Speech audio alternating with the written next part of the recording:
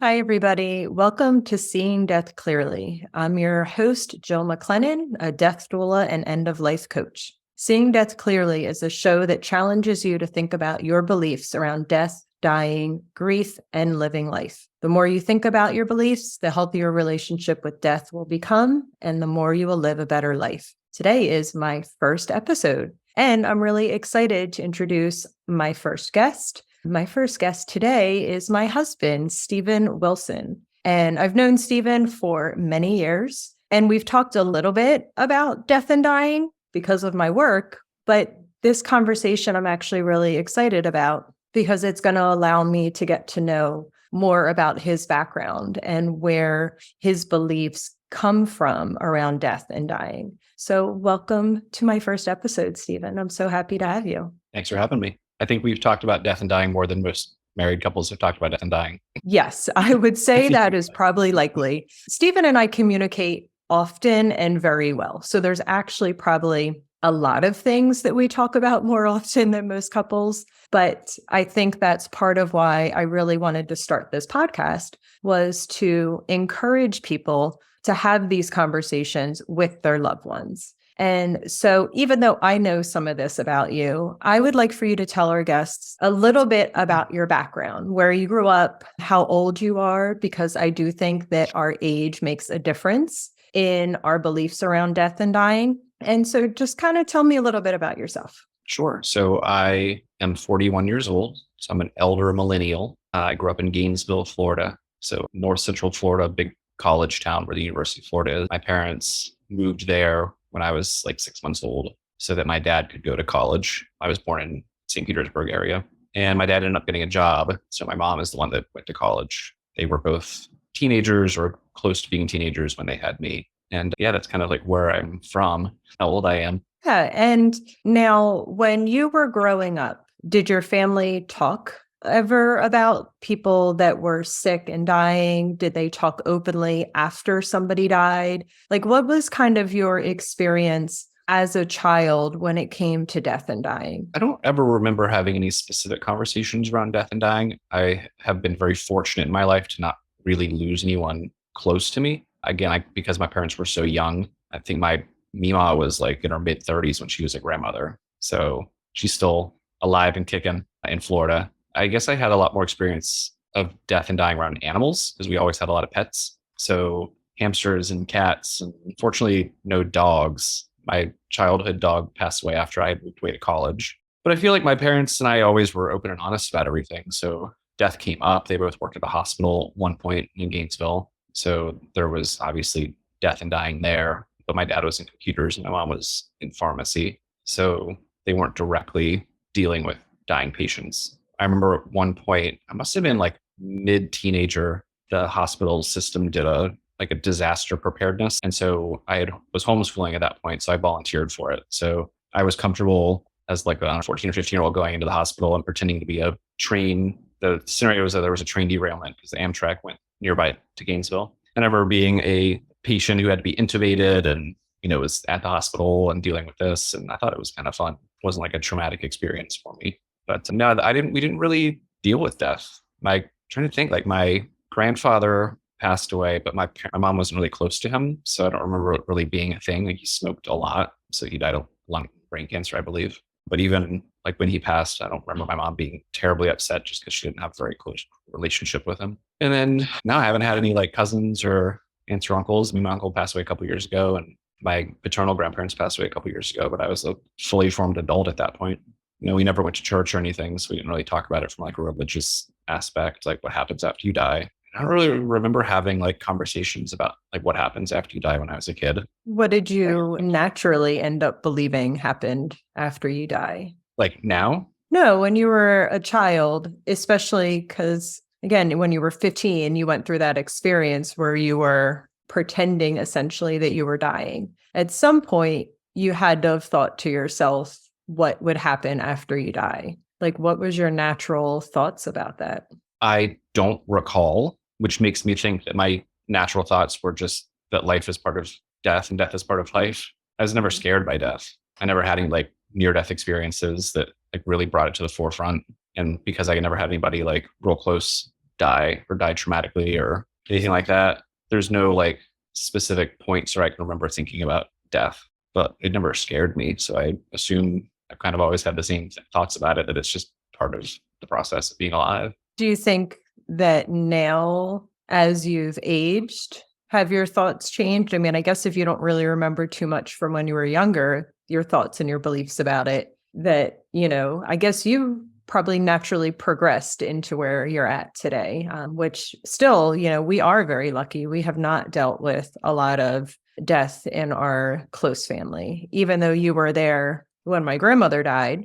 But it was my grandmother. It wasn't your grandmother. And Right. And she was so, 90, right? My 94. yeah, exactly. She was 94. So Right. she lived a really good life. And I know your one cousin died of a heroin overdose. And that was something that challenged some of my beliefs around death and dying, in the sense that it really brought to home for me that it honestly could happen to anybody, that a younger person could die, including one of our children. And that's still something I struggle a little bit with. But, I'm working through that. I'm working through my fears and my anxieties around something happening to you or to one of the children, because that. Sure. Right. That's like your biggest fear, is having your children suffer and die before you. I think I'm of the mindset that, like, of course they can die before me. Like, nothing's guaranteed. Memento mori, right? Yes. Do I take steps to prevent that? Of course, they wear their seatbelts. They do kid stuff, and we try to encourage them to do kid stuff within the boundaries of safety. But I mean, yeah, they could die at any time. There could be a school shooting. They could die in a car accident. Like, hopefully that won't happen. I'm as prepared for that as I think I can be. I'm sure if it happened, I would feel, I don't know if I would feel as prepared as I think I am. I was just reading on the news this morning. There's a family, a mom and two twin 14-year-old daughters got killed in a car accident. The dad he's like, I don't know what to do. Like, you can't prepare yourself for that. No, I really don't think you can. I think that we can prepare ourselves for the reality of death by talking about it, by thinking about it, by having the conversations with our loved ones. But I don't think you can prepare yourself for some of the traumatic deaths that you do hear about. I also don't think that there's like that almost like superstition that people have, where if I think about death or if I talk about death, that's going to make it happen. I don't believe that's true. And I'm a little bit more on like the woo spectrum than you are. I believe in some interesting things, but I don't believe that that's true. I do think that by thinking about the fact that you could die at any point, or one of our children could die at any point, has made me more appreciative of the time that we do have together. I try to be more present, and it naturally happened. I don't even have to try to be more present. It naturally happened that now when I am with all of you, I can just observe the situation differently, and I try to just soak it all in, because I know that one day, even if we're older when we die, I know that one day this is not going to be here anymore. Right. And I think that that will prepare me better for when you do die, if you die before me. And again, I don't know if you could ever be prepared for a child dying, but I do feel like we would be more prepared than a lot of people. And it's partially because we have thought about it and we've had the conversations with each other. And I also know that, we do our best to keep our children safe, to teach them well, so that hopefully they won't get into cars where people have been drinking. Hopefully they won't be trying drugs that essentially lead them towards a young death. Right. We check in with new parents when they go over their house to make sure if they have guns, they're safely locked. We had that conversation with one of our daughter's friends recently. Her parents, not her daughter's friend, but the parents. I ask all the new parents, as is there a gun in the house? I'm not opposed to them. I grew up in the South. I grew up shooting guns. So it's like, it's not that I'm opposed to them. Just want to make sure they're safely and responsibly stored, if so. And one of Rubina's new friends did have a gun in the house because her dad's an ex-police officer, but they stored them safely in a lockbox. Ammo's separate in a separate lockbox. And that's the things you go through to make sure that you're not being reckless and you're raising your children, right? Yeah. You like the house, but you just try to, create a little bit of a bubble around them. And I think that shows also the importance of communication, because it takes a certain level of comfort to be able to communicate with people about hard things. Some people would feel really uncomfortable asking if somebody had a gun in the house because of the conversation that it might start. But it's important. We can't avoid hard conversations. It's not going to protect us if we avoid hard things. If anything, it just sets us up for really being overwhelmed and really being stressed and upset when the hard things do happen. Because the alternative to not having that conversation is there could be a loose gun in the house, or, like what you're talking about with end of life care is you can have those uncomfortable conversations now. The alternative is someone close to you passes away and you don't know what their wishes are. You don't know where their important passwords are. And that causes a lot of unnecessary struggle and heartache. So yeah, conversations are hard. The alternative is even worse, but it's easier just to push that stuff away because it's not present. Yes. And I know we have had conversations in the past, and we could actually probably stand to have even more conversations about what we want if something were to ever suddenly happen to us. Because I know that if, God forbid, and there's where my little superstition comes out, but if, God forbid, if you were to get into an accident and you were at the hospital, I don't want to have to try to remember what we talked about, what your wishes would be. I don't want to have to try to figure it out. I don't want to be in a place where I am so busy answering questions that are thrown at me from doctors and nurses and everybody else that I can't. That's why we have it all written down. It's in the safe deposit box at the bank, and you don't have to think about it. It's not a worry you have to keep in the back of your mind. Nope. Because I wanted, if that is ever something that I'm in, I want to be able to focus my energy on the children and making sure that they're feeling, I'm sure it would be hard, but, making sure that they're feeling supported through their experience, not trying to answer questions, because that is the reality, is that eventually, you or somebody that loves you is going to have to answer questions to doctors about what your wishes are. It's not like avoiding this conversation makes death go away. Death is still going to happen at some point. And so the more that we can talk about it, the more that we can be prepared for it, the more that we can actually avoid some of these anxieties and stresses and the things that come up often when people are facing the end of life for themselves or for somebody that they love.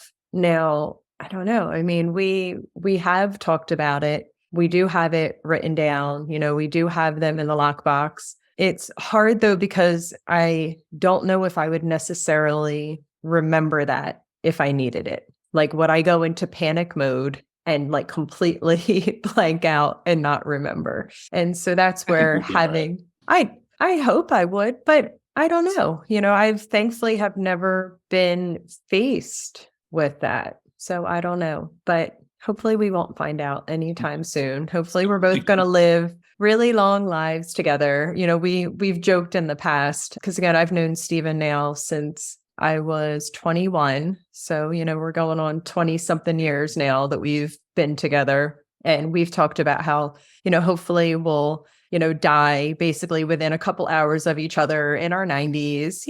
Of course, that would be lovely if that was the case. Is that the reality? I mean, probably not. But I mean, I could still hope for that, because I don't want to live my life without you. But I also have to prepare myself for the fact that that could happen sometime. And so I try to live in both places and appreciate the time that we do have together, whether it's, 25, 30 years, or whether it's, 50 or 60 years. I'm going to appreciate all of it because I love you. You're my favorite person, and I'm so happy you were my first guest. Do you have anything else that you want to say? I mean, I guess what you're talking about just kind of goes back to being present in the moment, right? I'm always trying to be more present now. With that comes an appreciation of the time that you have now, because it is finite, right? Your time with people is finite. Everyone is going to die someday. That's just the reality of it. There's emotional attachment to that feeling,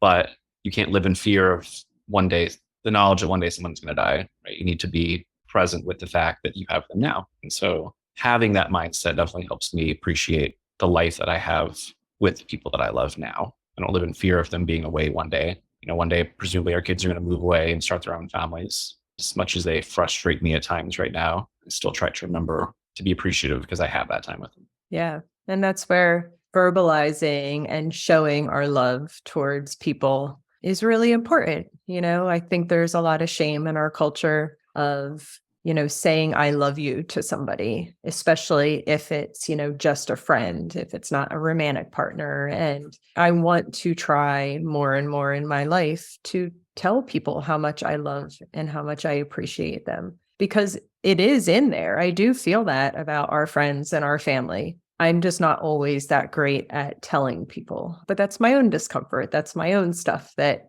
I need to work through. But I have been trying, especially with you and the children, just, like Berkeley will say to me, I'll be like, I love you, bud. And he'll be like, I know. I know. Like, you tell me every day. I'm like, I know, Berkeley. And I'm going to tell you every day, multiple times a day until the day I die. And that's true, because I want him to know how much I love him and appreciate him, because, most likely I will die before him. One day, they're going to, yeah, exactly. One day the children are going to have to live life without us. And I don't ever want them to have those, thoughts and feelings that maybe they weren't loved, because I do get a little frustrated with them sometimes, but I love them so much. They're the greatest gift that you were ever able to give me, is those children. So I want them to know how much I love them and appreciate them. And I want you to know how much I love and I appreciate you. You're my favorite person. And then you're welcome. And then I have this amazing Facebook group, which I know you're part of. And in my Facebook group, I ask different questions just around death and dying and living life, the stuff that I love to talk about. And so I'm going to ask you a question. What season of the year reminds you of death? What season of the year? Yeah. I guess fall, because spring is rebirth, right? And fall is the opposite of that. And that's because kind of the cycles of life happen that way, where you have the flowers and the buds coming up in the spring. You have all this life and vibrancy in the summer. And then in the fall, it all starts to die off. All the annuals die. We're, as you know, we are heavy gardeners. And so we see that cycle of life, right?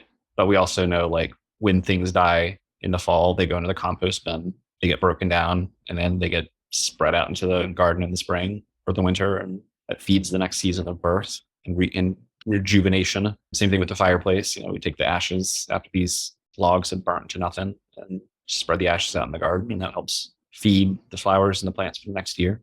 And I like the fall. I think the fall's really pretty. It also helps we have our birthdays in the fall. Well, we're not exactly like birthday celebrating people too much. No, that's true. Yeah, I think fall. I think winter's, everything's already dead. Like fall is like where it's tangible, where you see the leaves dropping, you see the plants dying, you see the flowers falling off the trees, the plants. So yeah, that makes sense. But that's why, because of our love of gardening and outdoors, I wanted to ask you that question about the seasons. Gotcha. Yeah, because I think you're right that having a very large garden, we are able to visibly see the cycle of life every year. And I love it. I love watching things grow. And I also love cleaning it all out at the end of the year and letting everything kind of lay and get ready to start the next season. So Awesome. Well, thank you. For this opportunity. You're very welcome. And if anybody is interested, I do have my Facebook group. It is called End of Life Clarity Circle. I would love to have you join me. You can also follow me on Instagram at End of Life Clarity, as well as TikTok. And I look forward to talking to you all soon.